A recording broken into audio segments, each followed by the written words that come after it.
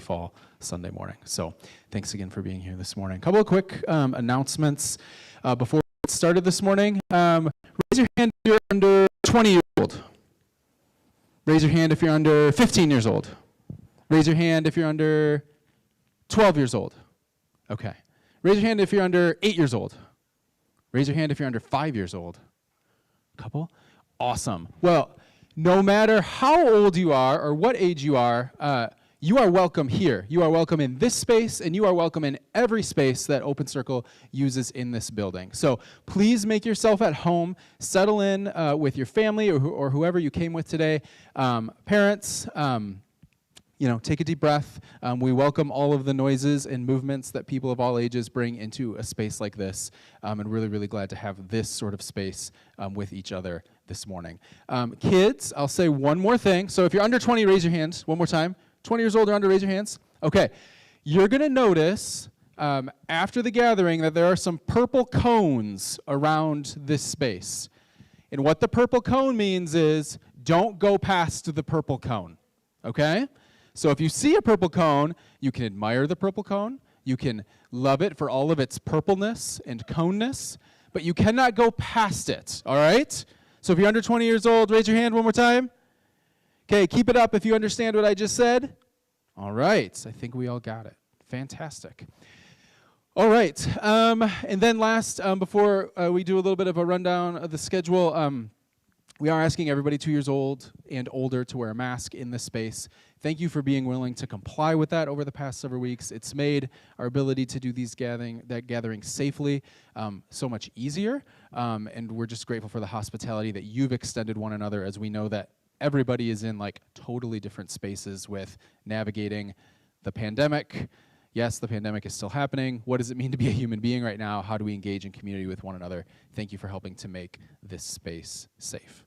So in a moment, I'm going to guide us in our opening practice. Our friend Tim Sayers is here to share some music with us. Abby Black is sharing our story for all ages. And then our guest teacher this morning is Marcel Fable, the poet. So, which I'm really, really excited to hear from Fable this morning. So let's do this before we engage in the opening practice. If you're willing, stand up. Willing and able, stand up. And, in whatever way feels like COVID appropriate and friendly, say hello to some people around you, or even like across the room. There's not too many of us. So let's take a minute and say hi to one another. Introduce yourself if you don't know one another, and then have a seat.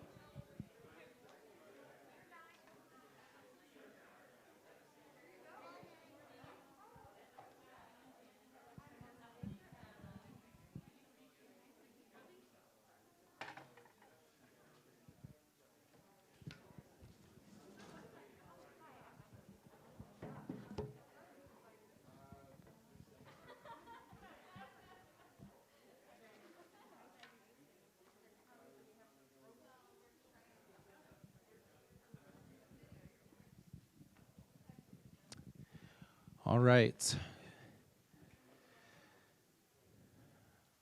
We generally begin each of our gatherings with what we call an opening practice, which is like the most general possible way we could explain a space that we are opening up for ourselves and for one another to just try and reconnect to ourselves, to be open to reconnecting to one another and to the environment around us, and to reconnecting with God. So for me, there's always the reminder of like, okay, what does a physical posture look like that might actually communicate openness this morning?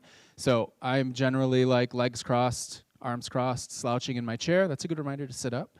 So I would invite you, whatever a physical posture of openness looks like for you, to find that in your chair right now. Maybe both feet planted firmly on the ground. Take some deep breaths, some inhales and exhales. And I'm going to share a short poem by John O'Donohue.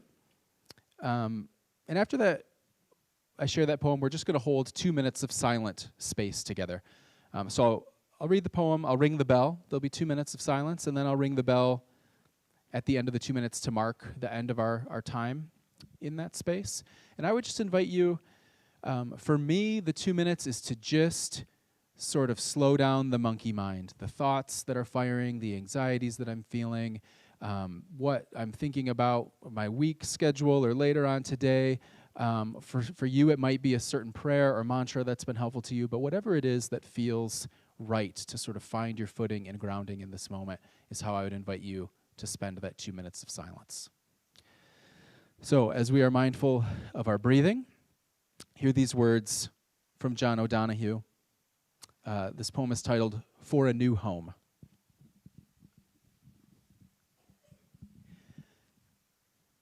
May this place shelter your life.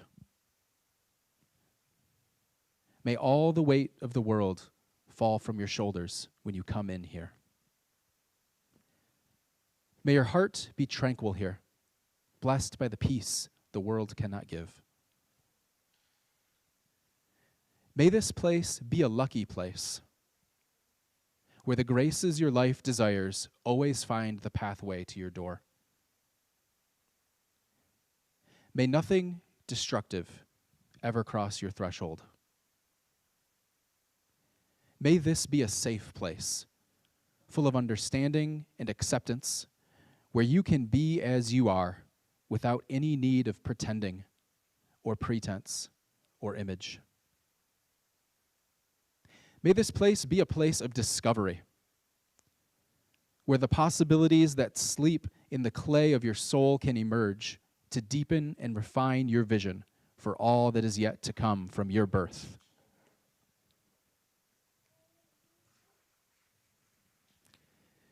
May this be a place of courage, where healing and growth are loved, where dignity and forgiveness prevail, a place where patience of spirit is prized, and the sight of the destination is never lost, though the journey be difficult and slow. May there be great delight around this place. May it be a house of welcome for the broken and diminished. May you have the eyes to see that no visitor arrives without a gift, and no guest leaves without a blessing.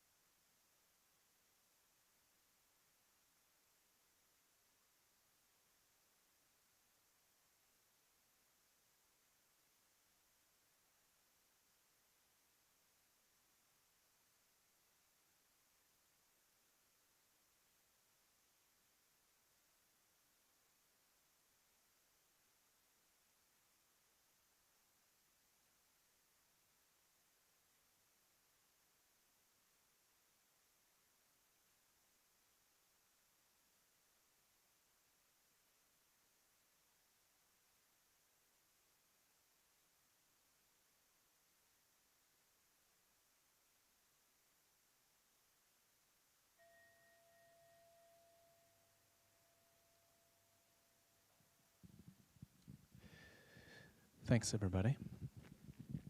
Okay. I'm excited that our friend Tim Sayers is joining us this morning to offer some music. Tim is a familiar face. He has led us in some practices and singing and performed some music throughout our time together as a community. And these are some words that Tim shared with us a while back ago about Tim. So let's see if they're still true. He can tell us if they're not. So Tim has enjoyed music his whole life, whether listening, writing, or playing it. He also loves his wife and their 2 sons. Tim is a mental health counselor who enjoys having real talks with real people about what it really means to be a real human. Tim, thanks so much for joining us this morning. Join me in welcoming Tim Sayers.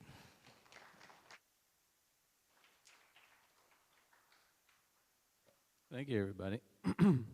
It's a little different. I feel like when I was here with you all before, for one, we weren't in this building, and y'all didn't have masks on. We all sang together. So it's a little different, but hopefully that's all right. Yeah, there's been a lot of other things that have changed in the last couple of years since the last time we were all together. And I wrote a couple songs. I've written a few songs in the last couple of years. So I thought since we're not all going to sing together, maybe I could play a couple of those. And also another song that you probably do recognize. It's just like a cover song, but it's a song that I've seen some meaning in. So that's kind of my plan for the next 15 minutes or so. Usually when I pick out songs, there's like a kind of a theme. Sometimes I tell everybody what the theme is. Sometimes I think, oh, they'll probably figure it out. But I thought I'd just put up the main idea. I came across this in some reading. See if it can pop up on there. Alex, we got that. There it is. This quote kind of hit me, kind of struck me as pretty powerful. And I've been thinking about it, kind of reflecting on it. And I think it's a good sort of thread for the 3 songs that I'm going to share, kind of ties it all together. So Paulo says, the opposite of love is not, as we many times or almost always think, hatred, but the opposite of love is the fear to love. And fear to love is the fear of being free. The opposite of love is our fear of being free.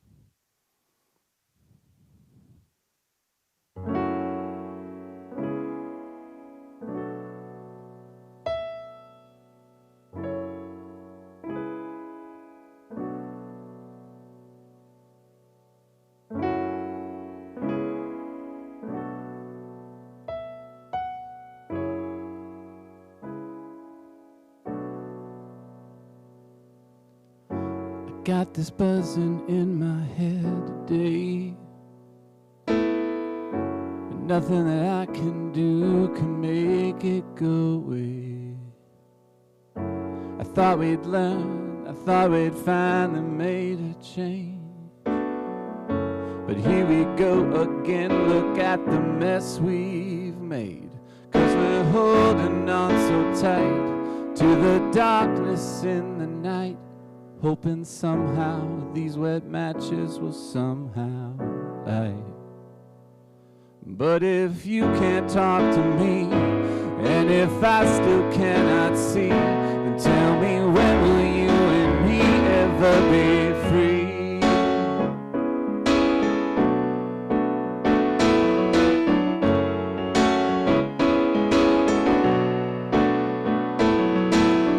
Pull back the curtain and let's see what's really here. The years of pain ignored, finally made clear. We thought we could just simply look the other way and keep on putting it off for another day. But we're holding on so tight to the darkness in the night, hoping somehow these wet matches will somehow light.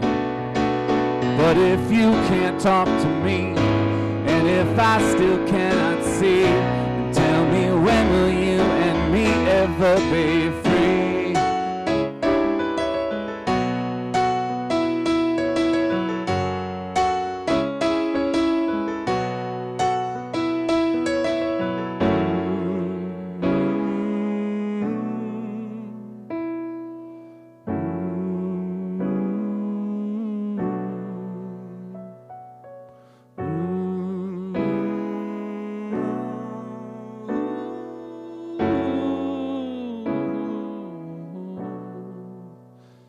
'cause we're holding on so tight to this darkness in the night, hoping somehow these wet matches will somehow light.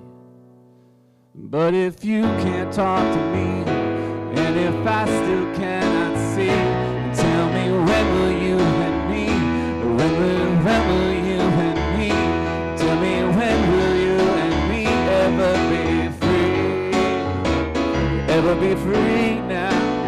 Can we ever be free now? Will we ever be free? 'Cause if you're not really free, then how am I gonna be free? And if I'm not really free, then how are you gonna be free?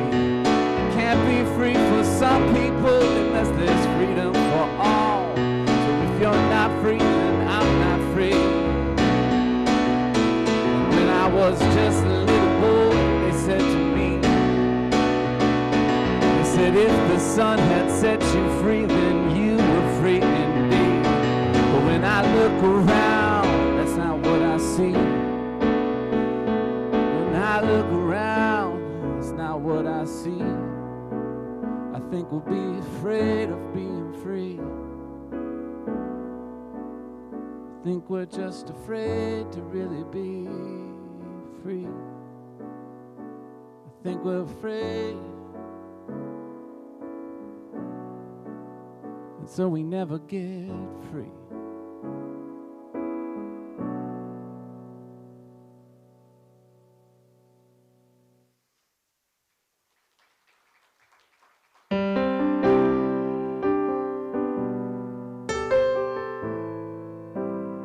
I think one thing that is difficult for me and most human beings that I talk to is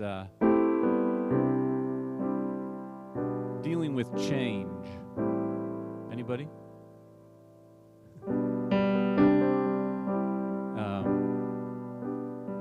If you can find a way to not have any change, let me know. Because like you're like a sorcerer or something, a wizard.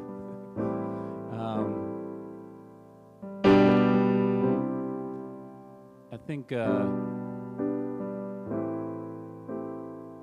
one of the best things we can do is try to find a way to be okay with change. You don't have to like it, just how do we be okay with it? I guess that's where I'm setting the bar. And this song kind of helps me with that a little bit. To understand why we are resistant to change, because we build our whole life, and then oftentimes it kind of gets upended, and we have to change. But I also think the song kind of gives some hope that it's okay if that happens.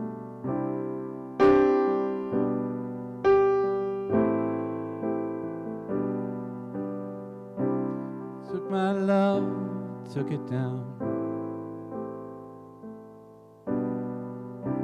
I climbed a mountain and then I turned around,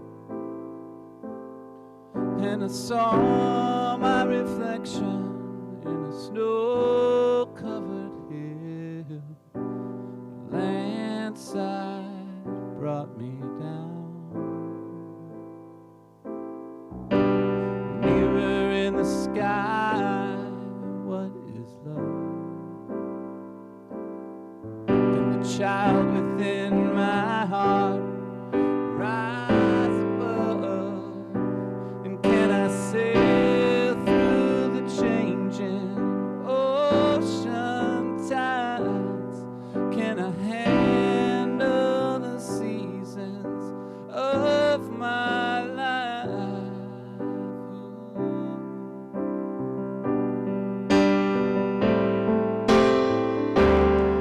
Well, I've been afraid of changing, 'cause I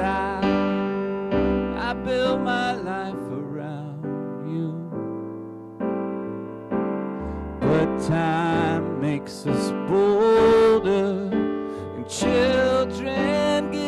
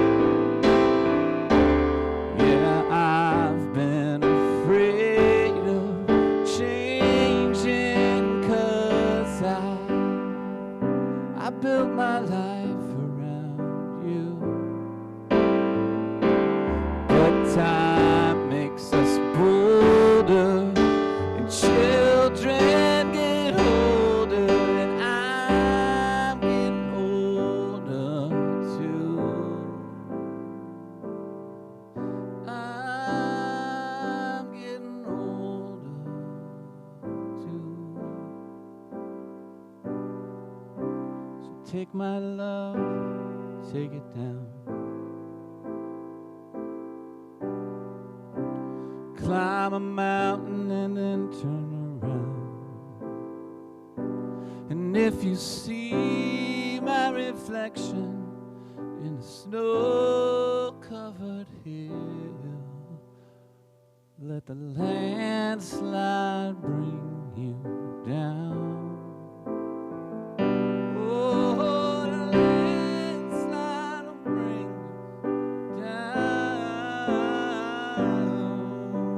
The landslide will bring us down.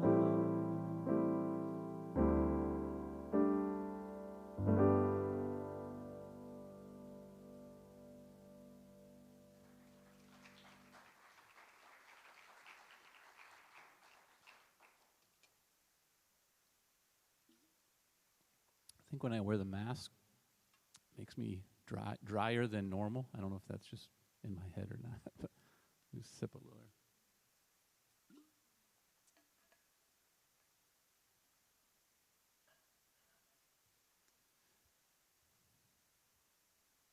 I guess for this next song, I'd just say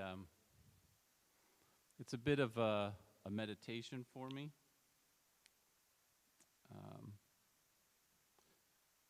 To just kind of remind me where I'm at,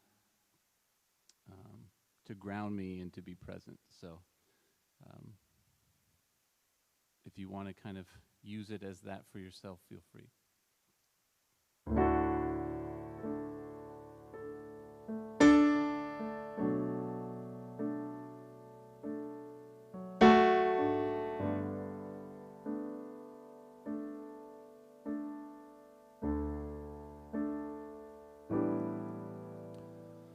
Take off your mask, relax, and be with me.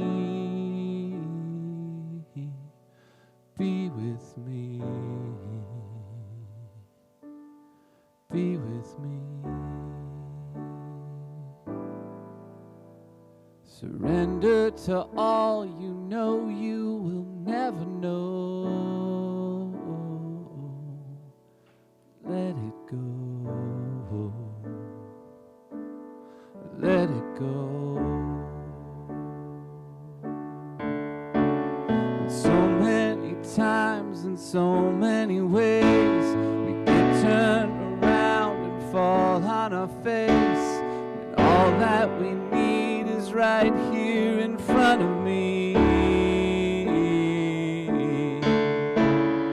Take off the chains, see that we're really free. Just see beyond you and me. So come and shake off the cold and feel the warm. Feel the warm. Feel the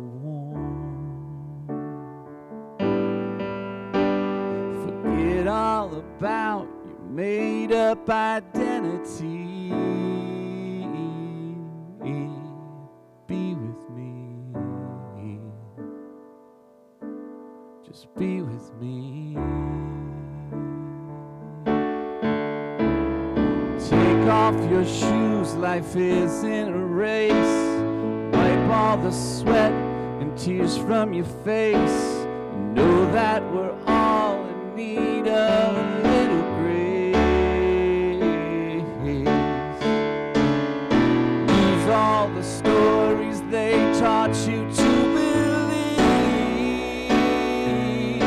When you stop to see how they kill you and me.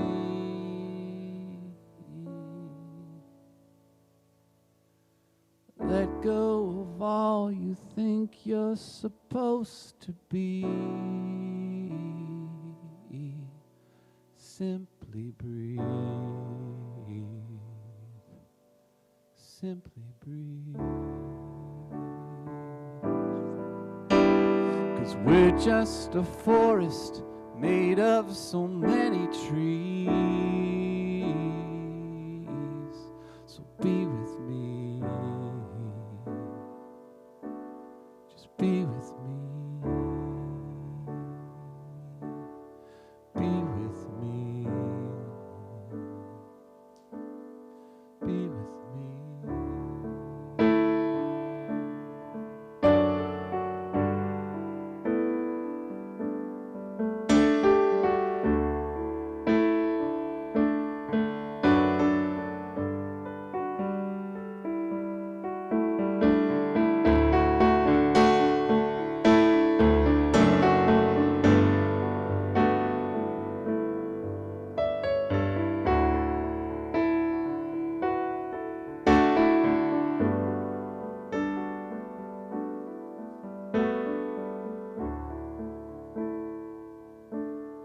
Be with me.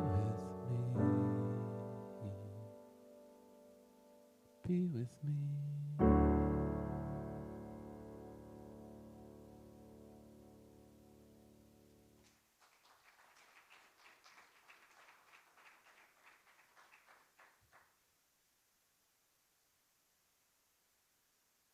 Circle friends. My name is Janet Stark, and I'm on the board of Open Circle here. Tim, thank you so much for sharing with us this morning. Boy, wasn't that a beautiful way to start the morning? So at Open Circle, we share stories for all ages, for the young and the young at heart. And this morning, our friend Abby Black is once again going to come to share our story. So all of you who are young and the young at heart, anyone of any age is welcome to come join us on the stage this morning.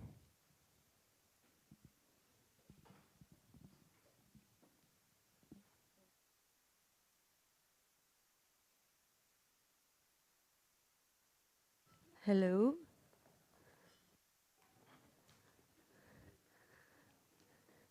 Awesome. Welcome, everyone.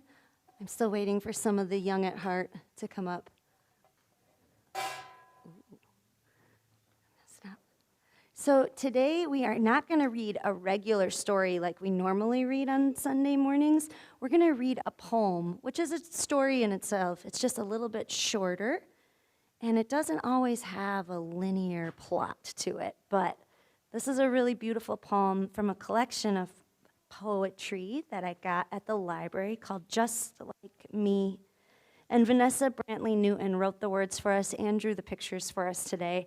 And she has a lot to tell us about what it means to live in this world. So I'm going to hit my singing bowl so we can practice getting quiet in our bodies and ready to listen with our hearts and with our ears. Walk up the stairs, Rosie. Thanks. Awesome. So the poem we're going to read today is called Paper Chains. And can you see this picture? It's really, really beautiful. Like a paper chain made of every single color, we link up to level up and aspire to go higher and higher, pulling each other up so that she can be a powerful link in our paper chain, encouraging each other to be gentle, yet strong, loving and kind, each one reaching out until our link crosses this world. Like the change we long to see. We can't do it until everyone joins, until all are invited. Won't you be a link in our paper chain for change? It's called Paper Chains. I'm going to read one more poem. These were my favorite from the book that really, really made my heart feel something. It's called The Day I Decided to Become Sunshine. Are you ready? The day I decided to become sunshine in my own world, everything changed. I decided to shine my little light in the darkest corners of my community. I decided to be a light by holding a door open for others to come through. And to shine the light of kindness into my every move. The day I decided to become sunshine, I felt like I could change the world. The end. Thank you for being great listeners. We're going to dismiss our childcare rooms. So if you are wearing a blue, I think we're all together today. So blue named or wristbands, follow Miss Jenica right over here. You don't have one? Well, that's fine. You can still go. There, sorry.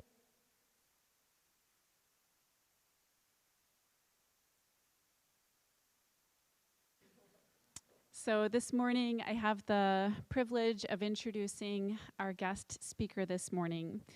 Marcel Fable Price is a North American writer, teaching artist, community advocate, motivational speaker, and executive director of the nonprofit organization, The Diatribe.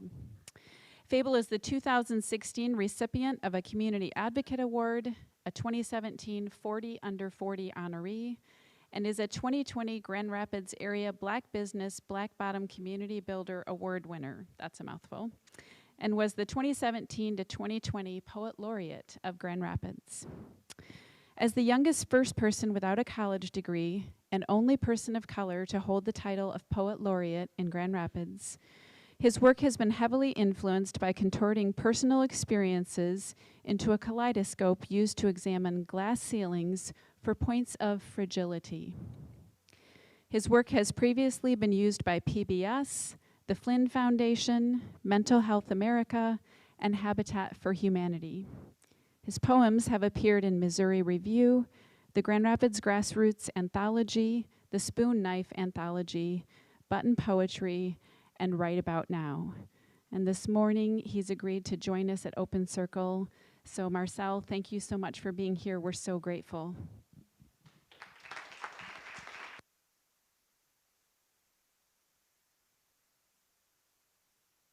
Good morning, everyone.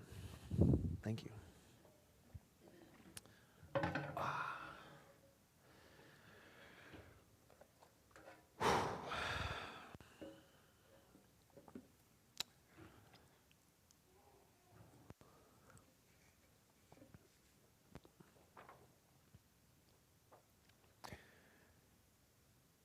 Today, I'm meditating on a terrifying truth. That there are more suicides at the Golden Gate Bridge than any other single place in our country. More people travel there to end their story. Flesh-coated iron in someone's favorite heartbeat venture to this location from all across this sphere to crash through one of the world's largest mirrors, the Bay. This structure, an undeniable magnet. It pulls matter from all corners of the globe, drags blood out of its home, attracts with the promise of wind rushing around you, cradling you vigorously as every frantic last breath pushes back at nature like a nonviolent protest. A coin toss, enticing you with one final look at yourself in the reflective face of the ocean. Fact. I have contemplated taking my own life at least 1,000 times. But there are two reasons I've never considered this route. One, because I am absolutely terrified of heights. Even the thought of crossing bridges makes my palms secrete fear, and if I was to stand at the edge of life and had a heart attack before I closed this last chapter, that would be one last thing I couldn't do right. And two, because I am sure that during that final gaze into the water's truth, I would see all of my abusers reflecting off the surface. I'd be reminded of not only how I got there, but of my own terrifying truth, that my face too may appear in someone else's final moments. And that is something that I deserve to live with. That poem was supposed to be in my first full-length collection of poetry that was set to debut at the dawn of this pandemic nearly 2 years ago. What a different time we were in. At that time, I was leaning into a season that I called radical vulnerability. And I thought that I felt like I was getting ready to bloom. What I meant by radical vulnerability is that I am somebody with an incredibly complex upbringing.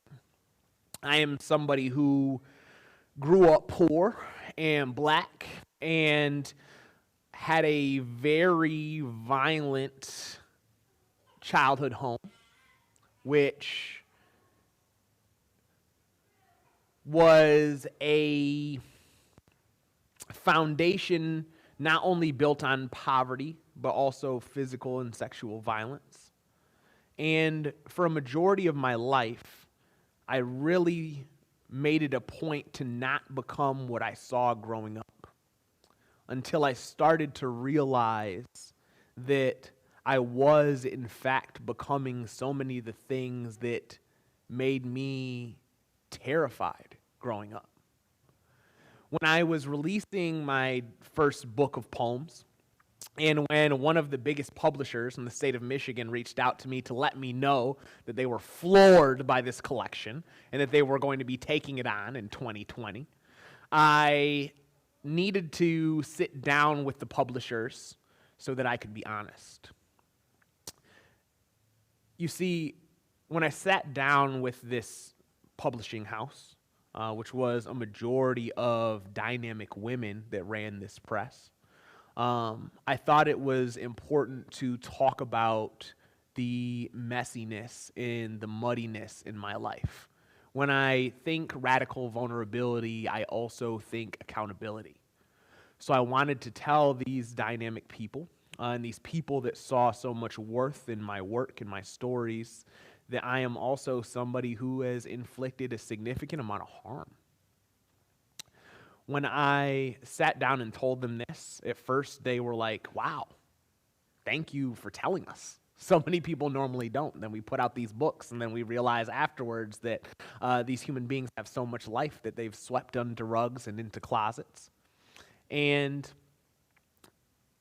I left that meeting feeling fortunate, feeling lucky to have taken my skeletons out of the closet and have them be seen for being bones, being human.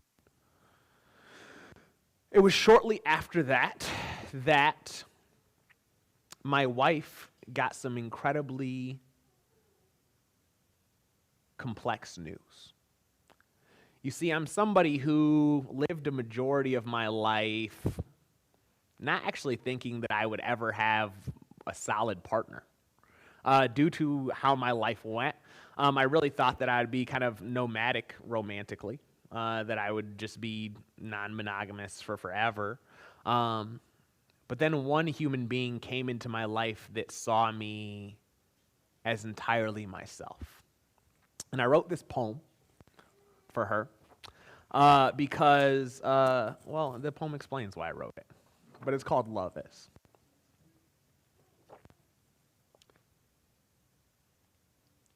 Her backhanded statements land on my chin with the grace of a robin on a street sign. But the intersection between being off balance and love is where God lives. I've never been the religious type, but I swear to God she could be one, so I pray to her. I swear every time she says, you've written poems about every one of your temporary exes, but I don't hear about a poem about the woman you say you want to marry. Dang. But she was right. I wanted to marry her. For longer than I can remember, I played house in women's imaginations. Every relationship, a truth or dare me to leave, as honesty would never reside beneath the floorboards, our foundations. Never more than hot air, my lovers, always baskets holding my open pieces, our heads balloon, blooming to my words, fueling us to stay together. But she is wrong about one thing. I did not write poems about every one of my exes, though because of her, I wish I did. They say bad relationships make great poetry, but I have to disagree because I've heard some really bad love poems. Hell, I've written them, even memorized them. They give my lemon of an engine just about as much comfort as the PTSD, but our hearts were never made to work correctly, were they? We are both machines built by workers that never learned how to construct them right the first time.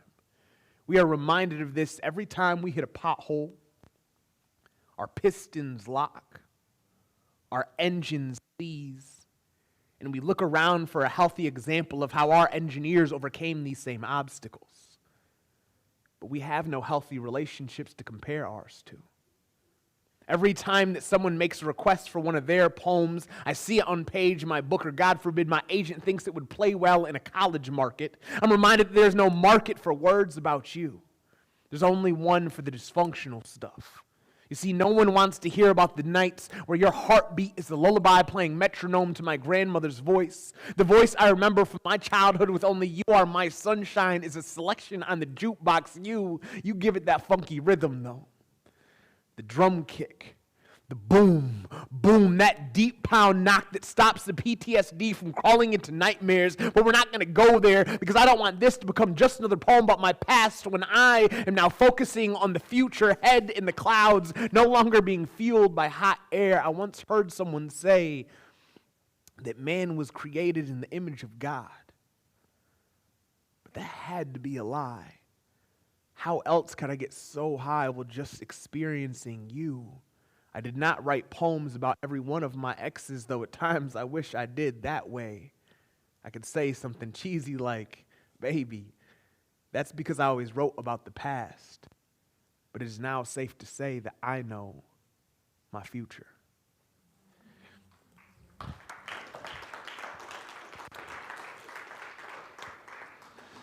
Two years ago, I was leaning into radical vulnerability, believing that if you do everything for the right reasons, that somehow the universe will align its magical belief that things will even out and work out in the right and best ways from you trying to do the right things. My wife started to realize that she had a mass in her breast.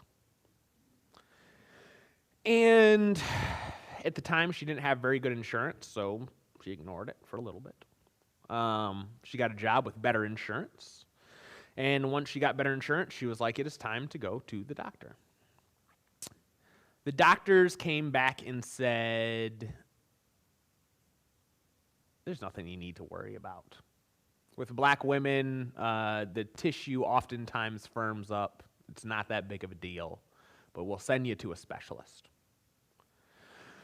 She went to a specialist, and they said, I don't know what that doctor was talking about. There's absolutely something to worry about.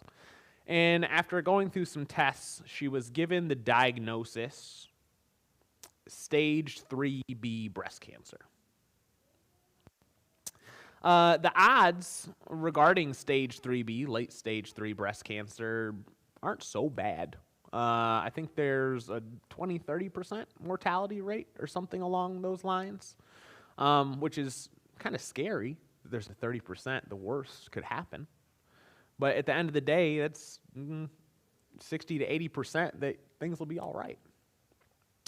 We went through a wild journey.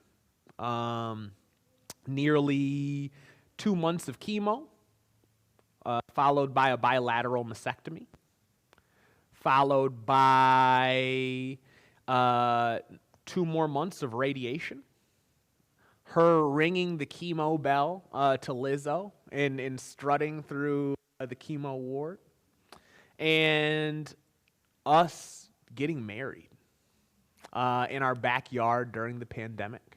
And creating some of the most beautiful moments that I will absolutely cherish forever. But holy, there were some rough moments along the way. And when you are navigating such a traumatic experience, when the world already feels like a traumatic experience, the only thing that I thought to do was to lean into my work. So I do assemblies, after school programs, and workshops with young people. So instead of going into these spaces and faking the funk and just trying to lead with sunshine and flowers, I was honest. I told a lot of them during the assemblies that, man, I'm scared. And some days my wife doesn't look so good. And these young people started sharing stories with me of their mothers and their grandmothers and their fathers and grandparents that were also navigating this battle. And one of my students encouraged me to write a poem. He said, you always tell us to be brave and to write about the things that we struggle with the most. So Mr. Fable, why don't you do that? Why don't you write something for just you and for anybody else who knows and experiencing this? So I wrote this poem. And it's called When I Thought I Knew Nothing. No one writes a poem for the partners of the soon-to-be survivors. So I etched this one in my ribs for the ones with smiles like theater masks. The ones with hair-triggered laughs and tempers like dry fields that haven't felt the warmth of French-kissing lightning yet. The ones with shoulders made of stone that feel they can't afford to crumble. The non-denominational dream catchers of prayers, well wishes, hope, and whatever good juju people could conjure up that day and serve up hot. This one is for the tin folk, scarecrows, and lions. For the people that never felt love until they realized it could leave without them even pushing their loved ones away. For the people who have ixnayed on running because you are too scared to even move now, much less look for the fire exit, much less...